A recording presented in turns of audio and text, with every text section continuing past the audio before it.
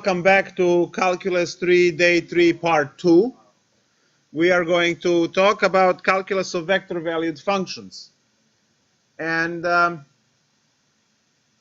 technically, all I need to say for this section is we do limits, we do derivatives, and we do integrals. And they're all done component-wise, and the lecture is over. Done. Very simple, right? But let's do some examples. So you have a vector-valued function R, which has three functions inside.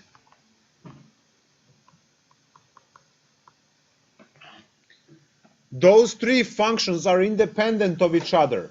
Yes, together they create a curve in space, but all three are independent of each other. Which means that if you have to find the limit, you find the limit of each one independently. If you have to find the derivative of this, each one independently. And then again, the integral as well. Yes?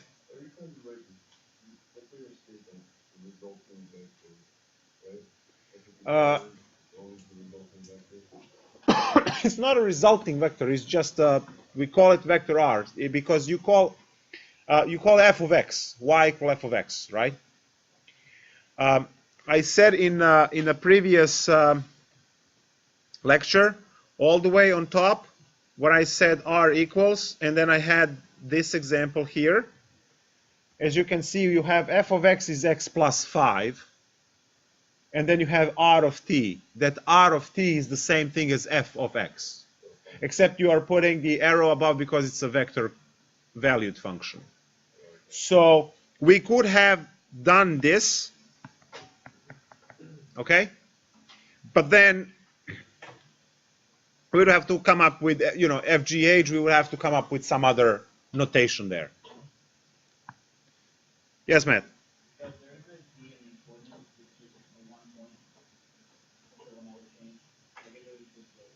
That's true, because that will be fixed point, yes.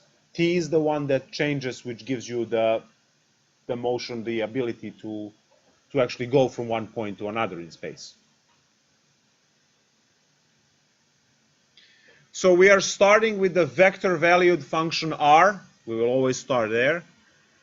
And vector-valued function R will have these three components, f of t, g of t, and h of t. And as I said, they're all independent of each other, and they represent the parametrization of the curve. So you can still write this as a parametric set, where the x component is given as f of t, and the y component is given as g of t, and the z component is given as h of t. So, and you can put this, that's a horrible brace. You can put the brace there, and then you will have the, you have that. Parametrization. Now, since all of these are independent of each other, all of the derivatives and limits and integrals, they are done independently per component. So technically, every time you have to do calculus on any of these, you are working out three independent calculus 1 problems. Three limits, three derivatives, three integrals.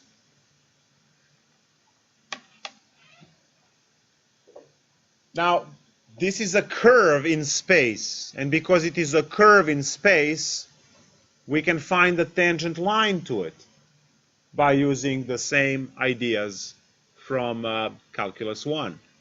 You have the derivative, which provides the slope. In this case, that would provide the ABC vector. And you have the point at which you are looking for it, so you can find the equation of the line, which would be that parametric three equations that we talked about. So that's what we're going to cover. Also, when you take the integral, you will have plus c, but this time that plus c is the vector. And that vector is something that you compute, that you can compute if you have the initial point given. So we have a lot of ground to cover, but technically the lecture is over within the first minute just by stating that you are dealing with each one of these concepts individually, component-wise, and that's it. So let's take a look at the example from homework, because you guys these examples that are worked out in a book, you can just read that. You know all the letters, I hope.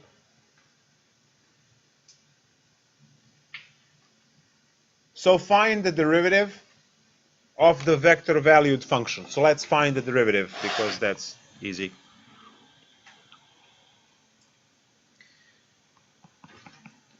Find the derivative. This is problem, which one? 13 looks terrible. Let's do that one. All right, look at this. I told you get the Larson book for nicer problems.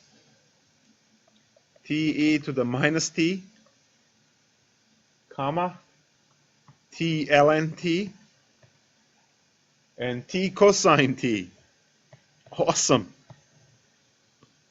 We are going to regret this right about now. The derivative of f of x is f prime of x. The derivative of r of t is going to be r prime of t. So it is still going to be a vector. So we have a prime there. And then we take the derivative of each one of the components. Now look at the components. How do we take derivative of this? Yep, exactly. It starts with maybe. Yeah, the RDT, but yeah. What is product rule? Product rule, yes. It's t times the exponential, t times the ln, and t times cosine. We have 3 product rules to enjoy here. So, let's do it.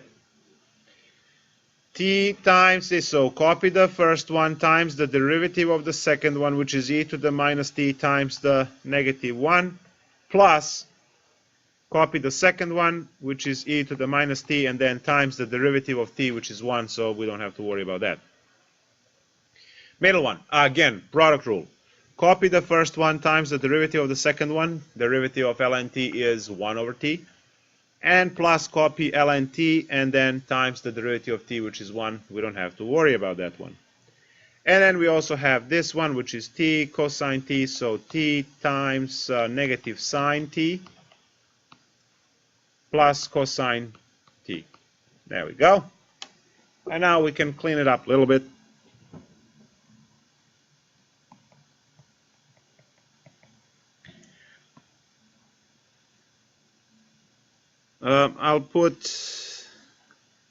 We can factor out e to the minus t, and then we'll have 1 minus t.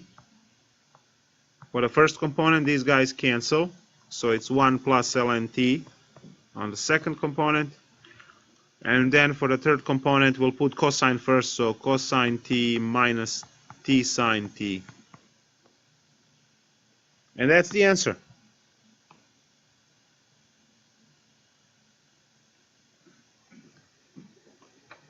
That's the answer. That's the derivative. We can compute that derivative at any point. Just plug in t equals to whatever is required, and you can compute. Which is exactly what we need to do for our tangent line. Right? Because if you are looking for the tangent line at the particular value, you find the derivative and you plug that value in. And when you find the value, you have the slope. In this case, you would have a vector, which is the direction of your line. And then you use the point and that vector to find the line. So let's immediately extend this problem. Find the equation of the tangent line at t equals to 1 for the problem above. We don't want to go and come up with the new problems and differentiate more. This is good enough. So now, vector v is equal to r prime computed at 1. So 1 minus 1 is 0. So the first component is 0.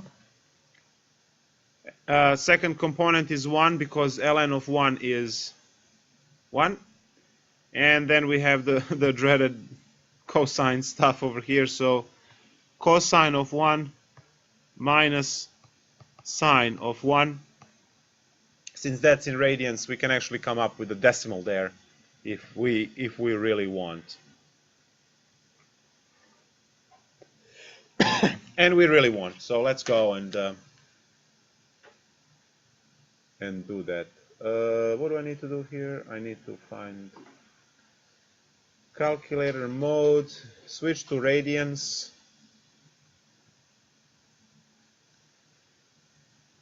Cosine of 1 minus sine of 1.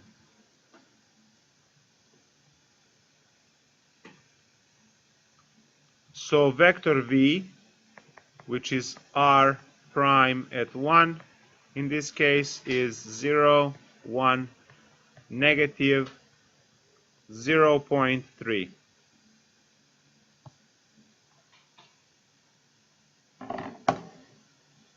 So now we have the vector v, and we also have to compute the r0, right? And r0 is computed at r0 is going to be our vector r computed at 1, because we are looking for the tangent line at that point.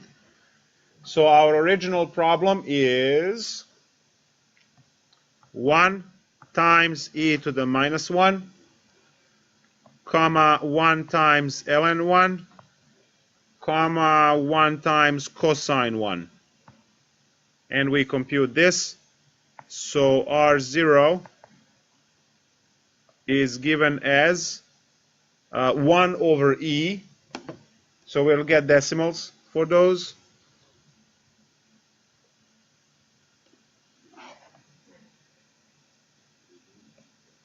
I'm just going to use 1 decimal.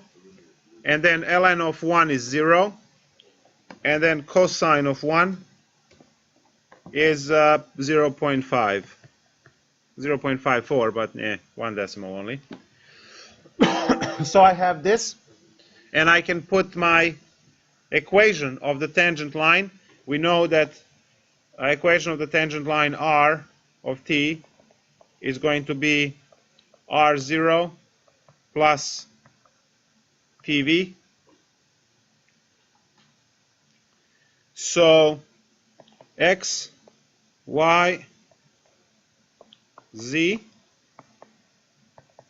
x, y, z, and what do I have? The point that I need to use is 0.4, and then 0, and then 0.5, and then my vector v, the first one is 0, so that's it. The second one is just going to be 1 times t, so it's t, and the third one is minus 0.3t. Tangent line.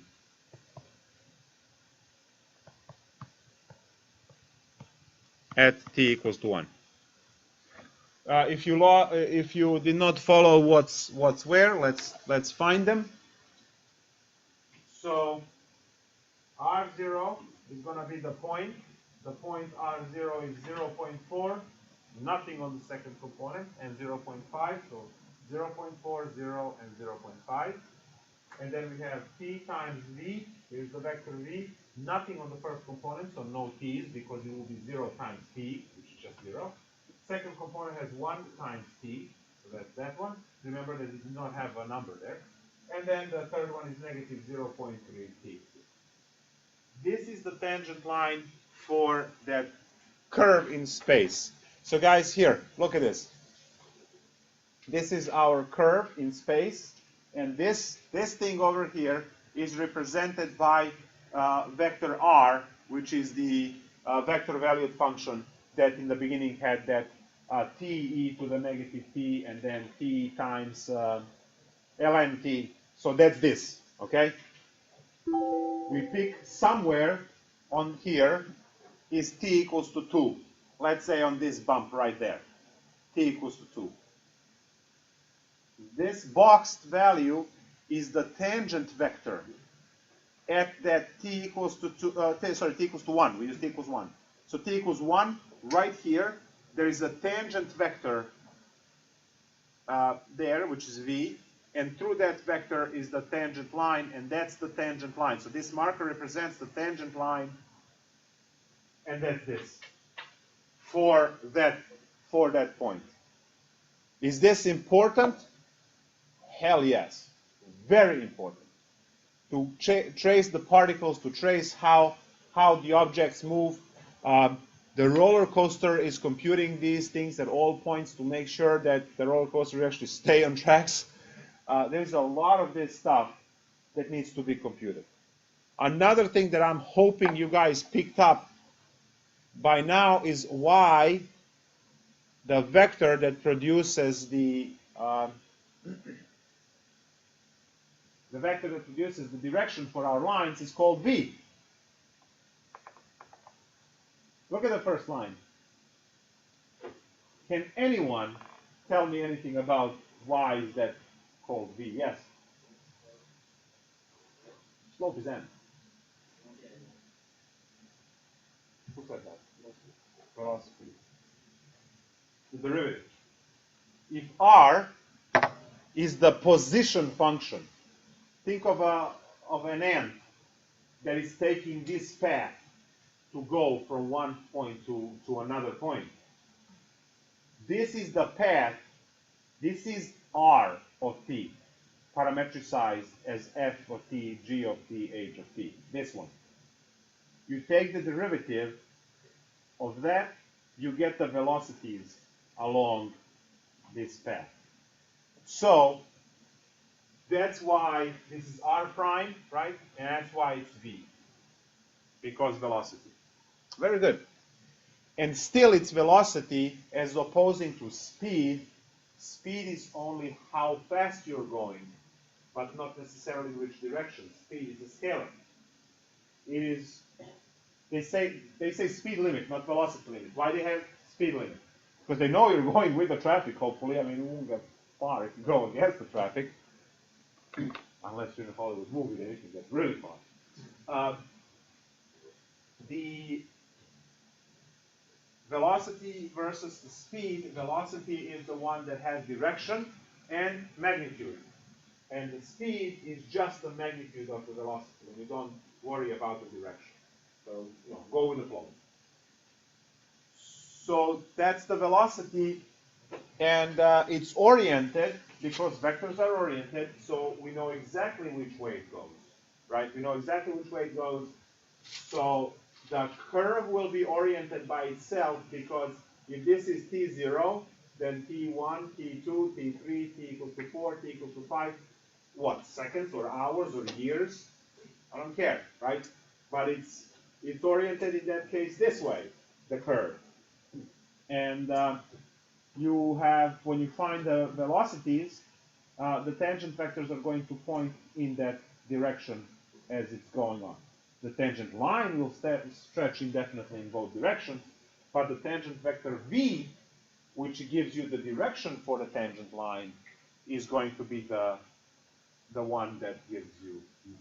So you can compute these velocities along the, and we define the velocity as r prime. So you have r, which is the position, which is the parametrization of this, and then you have the rest. Good.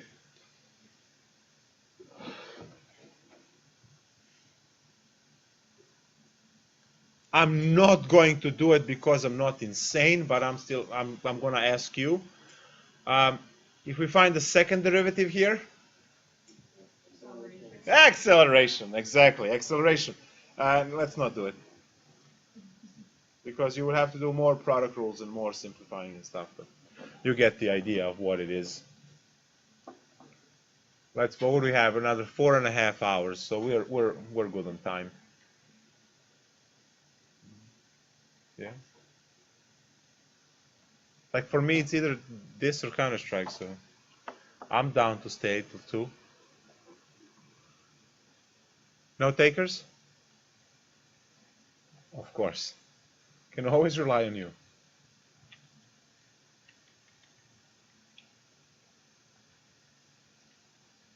All right, so now we know how to find the derivative, which is take derivatives component-wise. We also seen that the r is the path, and then r prime is the velocity along that path, and we can find the tangent lines at any point if we know the value for t. Now we are going to define something that will be used a lot down the line. So red, and get your colored pens and pencils. Unit tangent vector.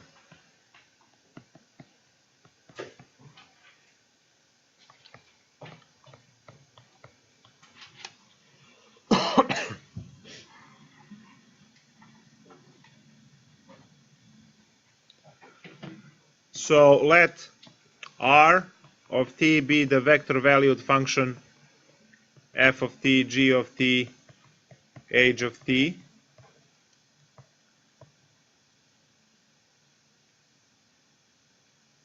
Be a smooth parametricized curve.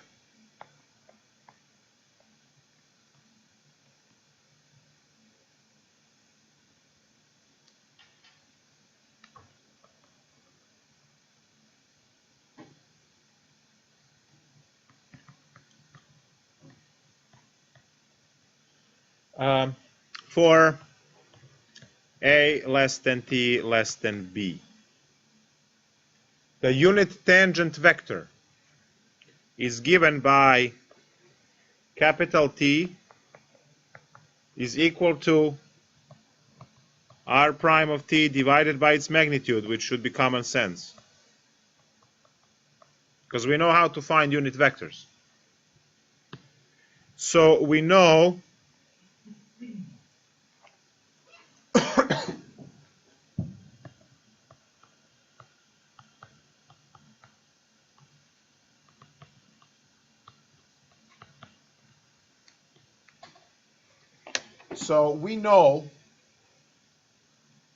that when we differentiate r, we are getting velocity which is always tangential. The unit tangent vector in that case, so r prime is giving us direction for the tangent. So unit tangent vector better be that particular vector divided by its magnitude. Now there's a lot of headache here, guys, in terms of computation, because do you always get a finite vector when you take the derivative? No, right? Let me just go back to your r prime from the previous example. You see that in a red box? Now you divide that by its magnitude. And what is its magnitude? Each one of those components separately squared and added together under the square root. Do you see how awful algebra can be here? And how undoable, actually? So they're not always going to be pleasant things in terms of calculating and having them as the answer. The problem is when you have to use this to build future concepts down the line, and we are going to use. So if on the first step, just to even calculate the unit tangent vector, you run into something like this, and then you need to divide it by its magnitude, and it's even worse to get the unit tangent vector, and then you have to use that to build something in addition, which is coming up in next sections. So that's why we pick problems that kind of work out. You know, something that has, you know, kind of helix behavior with a circle, so that you square your sine and cosine, and when you add them, you get 1, right? So at least that part is easy, and then the other part maybe be able to take a square root, or you use some kind of witchcraft there to make it work. But the problems generally work out to be pleasant because we work hard to make them pleasant. But in engineering, if you are trying to untangle the roller coaster tracks, that stuff has to be computed over and over and over and over again, otherwise it's death. And as an engineer, you can't have that.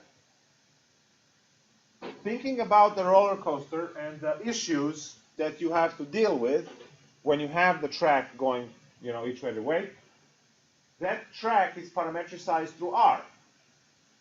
And then at any point at the roller coaster turn, right, if it derails, all of those cars with its content are going to fly tangentially at the speeds that are projected there by R prime. So we have to compute those things. In this case, that way. In this case, if this is the direction, right, it goes, oh, I got it wrong. It goes like this. So that way, that way, that way. You can find tangent at every single point. Anyway, so if you have this, the unit tangent vector, what do we store in unit vectors? Direction, right? It's always the unit length 1, what's called unit vector, but we store directions. So when you compute R prime is going to give you the direction and the magnitude with which you launch, right? A unit tangent vector is just going to give you magnitude of 1 and it's going to scale it back. We're going to use this concept in figuring out the curvature because we can that's I think next thing we do. We can quantify curvature in terms of curved but not much, curved a lot, right? There's going to be mathematical quantification for that. If the line segment is the same length, right now curvature is 0 because it's straight, and then it starts picking up values, picking up values, picking up values like this. And if you actually make a spike and a cusp, the curvature is infinite. So you can't have a spike, and that's the part when we say the line is smooth. That means it has no spikes or cusps, where the curvature tends to be infinite. And if you want to, study mathematics of that, that is insane stuff. One of the most impressive science seminars or lectures or whatever that I went to was a problem of a rolling drop down the incline. 100-page paper to understand how the drop rolls down the incline, which is you have the incline like this at some angle theta, and then you have a drop right there. And as the drop rolls, the water content moves this way, which means it kind of rolls down and it always has this tail. Mathematics of everything here is just fine except right here when you have that cusp happening, where and just because of that little thing there, the mathematics of it goes from being maybe a page into being 100 pages of stuff that you have to prove and show and so on. And then when you have solved mathematics of that, then you can build things. And then that's why the nanotechnology actually exists, because this is solved. And I had the opportunity to, because you can't wash anything, obviously. It's all projectiles of these things. If you're talking about nanoscales, come on. All right, so going back to our story here, we have a vector r, which is position. We have r prime, which is velocity. Now we are dividing r prime by its own magnitude, and we are getting the unit tangent vector, which we are going to use a lot to build other things. So don't lose the sight of the unit tangent vector, and that is definitely one of the formulas that you must know at all times. And now they would like you to compute a unit tangent vector, so let's do that. So let's compute the unit tangent vector r is given as t squared 4t 4 ln t.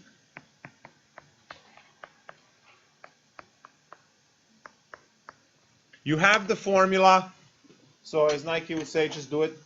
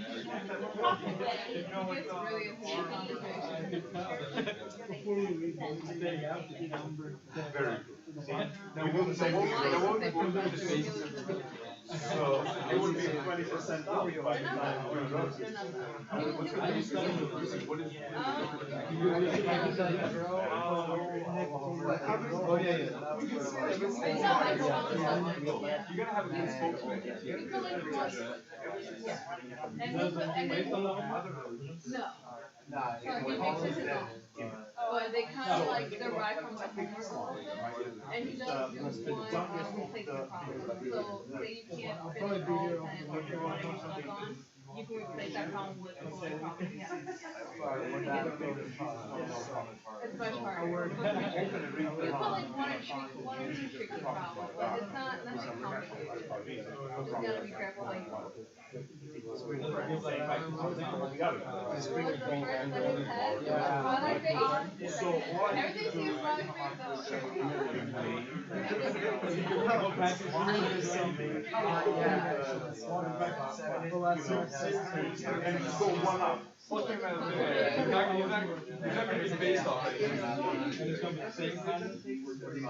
yeah, the based on the that he has no control. Okay, they like the book. They like the book.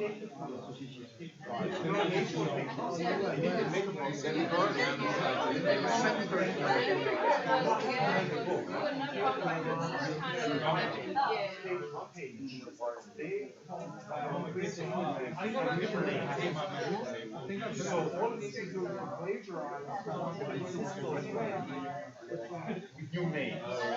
And one of working power has to be one of the and they call it different and then someone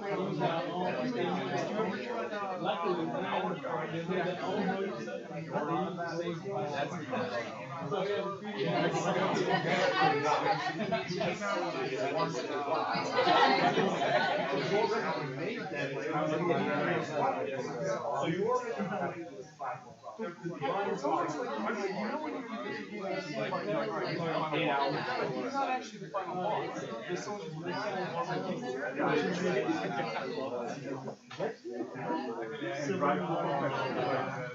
million. I can't even say, oh my god. It was like, no, it would be all my knee. You proclaim yourself. It's just amazing. All right, guys, let's go. I hope you are all done with this unit tension vector. I had a very important conversation over there. We just devised the way. Let's take a look at this. So hopefully you all have this. R prime is going to be 2t, and then 4, and then 4 over t. Those are the derivatives. And now we have a tangent unit vector. We can put hat on top. The book is still going to use the bold t, because every time they use the bold letter, it means it's a vector. If the letter is not bold, it's a regular variable. So lowercase t is not bold. It's just variable t, where the capital T is bold, which means a vector. Now, we can use the hat because it's unit vector to emphasize it's a unit vector. But if you put the arrow above, you're not wrong. You have to do one or the other because you really don't want to be there making all of these bold every time. We have the vector itself, which is 2t, comma 4, comma 4 over t, divided by the square root, which is the magnitude now, of 2t squared plus 4 squared plus 4 over t squared. And that's going to be 2t for 4 over t. And what do we have? So now we have 4t squared plus 16 plus 16 over t squared. Now, we try to factor this. And the way we try to factor this is we immediately try and use the, because we squared things, right, to get there. So hopefully the factoring, the special case factoring for square root of binomial would work if you remember the mantra, which was square root of the first, sine of the second, square root of the third, and then you check if the middle term checks out. So let's try that and see if it works. We're good. If it doesn't, well, we're done then because nothing else we can do. So let's try this. We have a square root. Now, square root of the first is 2t, sine of the second is plus, and the square root of the third is the 4 over t. Now, and then everything squared. If this is correct, then we can quickly cancel the square root and the square, and we are done. What I'm going to do here is I'm going to kick 2 in front of the vector and just have t and then 2 and then 2 over t. Now, I have to check the middle term, guys. The middle term needs to be 2 times 2t plus, times 4 over t. 2 times 2 is 4, times 4 is 16, and then t is canceled. Good. It checks out. So we're good. Square root and square annihilate each other. There we go. We can also factor 2 on the denominator. So t 2 and 2 over t divided by 2, and then in parentheses we have t plus 2 over t. These guys cancel, and yeah, there we go. That is the unit tangent vector there. That is a unit tangent vector. Now each one of these guys, this one, and this one, is divided by the entire denominator independently. But we don't actually have to write that because this is good enough. Because you might be computing the unit tangent vector at the particular value, like t equals to 6. You just plug 6 for each t, and you will be able to divide. Because I don't know why I said 6. I should put 2, because 2 would be easy. You'll be 2, 2, 1 divided by 2 plus 1 is 3. So yeah, whatever value. So we can find the unit tangent vector at any value.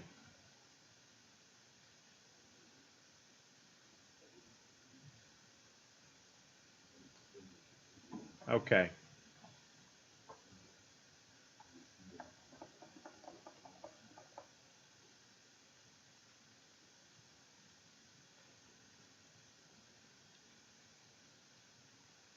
How about helix with a constant rise? Let's see.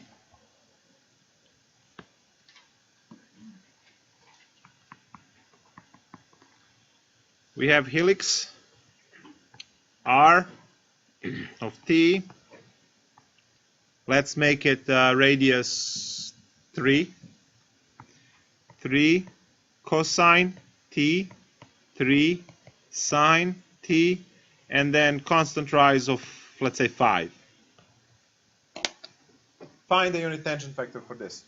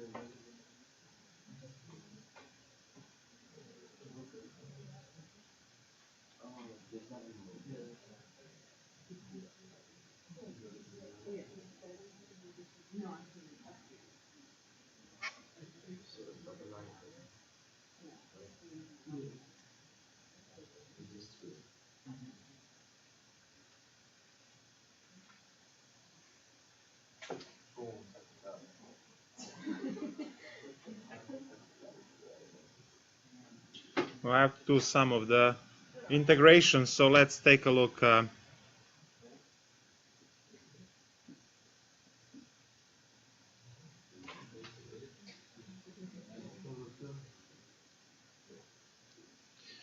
Let's take a look at this problem and then do example of integration, because we can.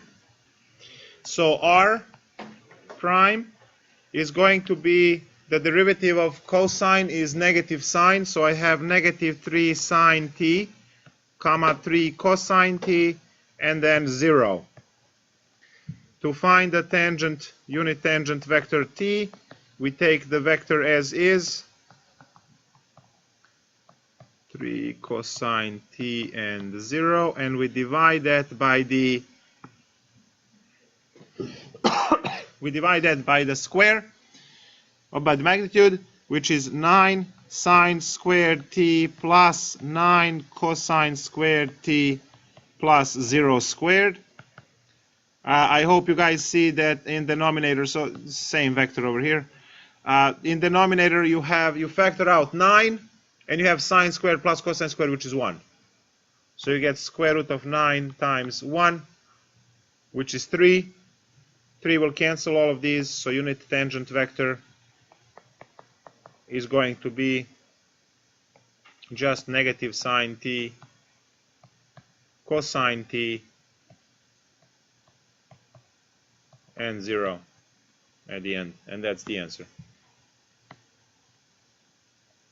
You still need that 0 at the end? Yeah, because it's third-dimensional. Why do you need the hat again? It's either arrow or hat. I like to use hat for unit vectors because unit vectors, that's the notation for unit vectors. But you can put the arrow, whatever you like. You know, unit vectors like to be distinguished. So we distinguish them. It's like when you put the tie, and just the sheer fact that you put a piece of cloth around your neck makes you distinguished, makes you above all the others who do not have a piece of cloth around your neck. That's, you know, that's what it is. The viewpoint is the number that's not really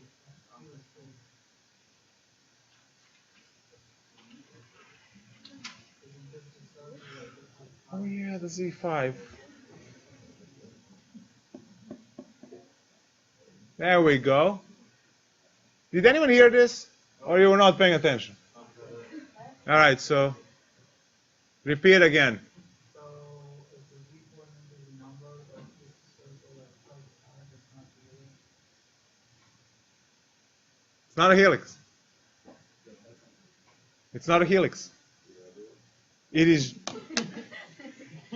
what it's a circle on the elevation 5 feet, let's say. That's all it is. Because there's no upward motion at all.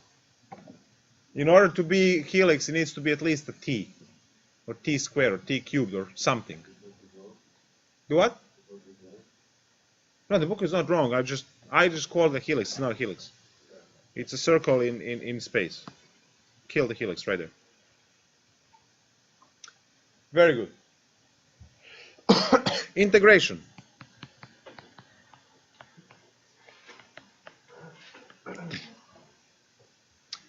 Ready for integration? Excited about integration, I see? Love integration.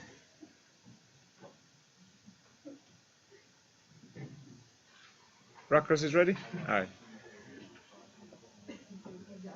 So for integration, we are again going to integrate each individual one.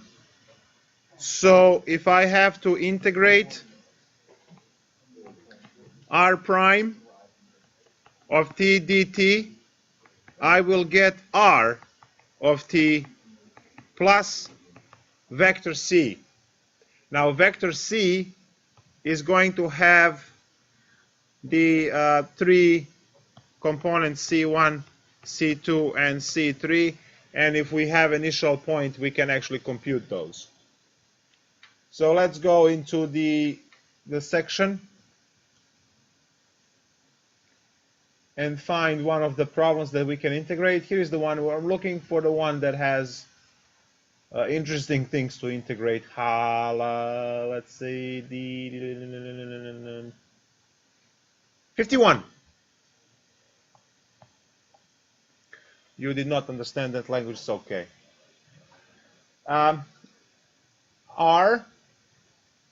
is, but no, did they have the ones? No, not 51, because that doesn't have the point. It's not interesting. Here is the one, 56. So just add 5 to it. 56.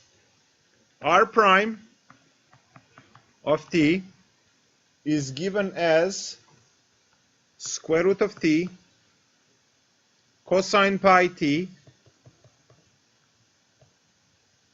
and 4 over t. And the initial point R1 is given by 2, 3, 4. Very creative. 2, 3, 4. So let's find the position function. Because velocity is given, we have to integrate. So integrate our vector, which is root t comma cosine pi t comma 4 over t dt. As I said at the beginning of this section, all we do here is component-wise, so we are facing 3 independent calculus 1 integrals. They're all basic in this case. We don't have to use any of the Calc 2 witchcraft in terms of partial fraction decomposition. Rarely.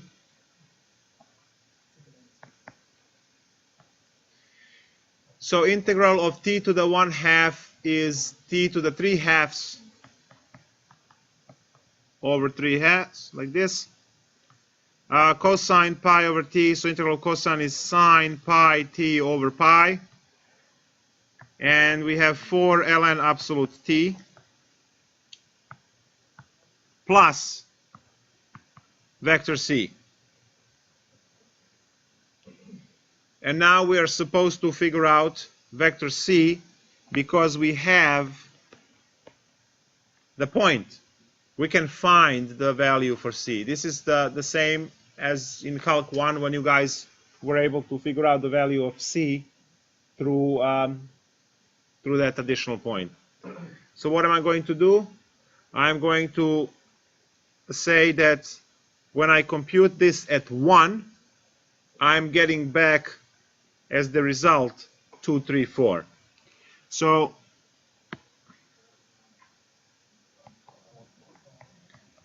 to find vector c,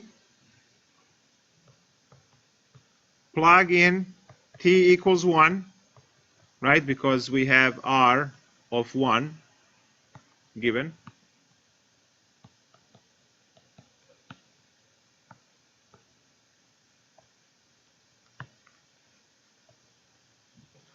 So plug in 1, we would get 2 times 1 to the 3/2 divided by 3 sine of pi over pi, and then 4 ln of 1 plus C1 comma C2 comma C3 is equal to 2, 3, 4. So, it's like 3 Calc 1 calculations. So what do we get? We have 2/3, and then sine of pi is 0, and then ln of 0, plus C1, C2, C3 PO is equal to 2, 3, 4. So now we do it component-wise. I have 2/3 plus C1 is equal to 2, and then 0 plus C2 is equal to 3, and then 0 plus C3 is equal to 4. So C1 is equal to 2 minus 2/3, which is 6, which is 4/3. And C2 is clearly 3, and C3 is 4. So to write the final answer here, R of t is going to be equal to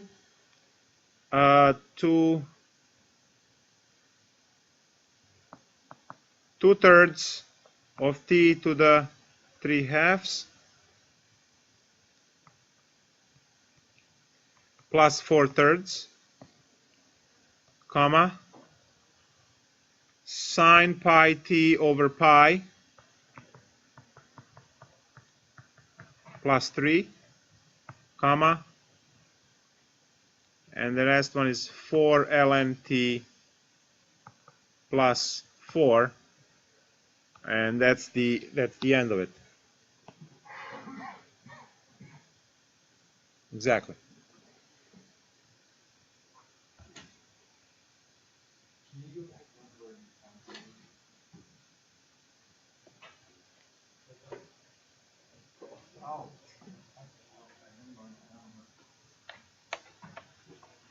Right there.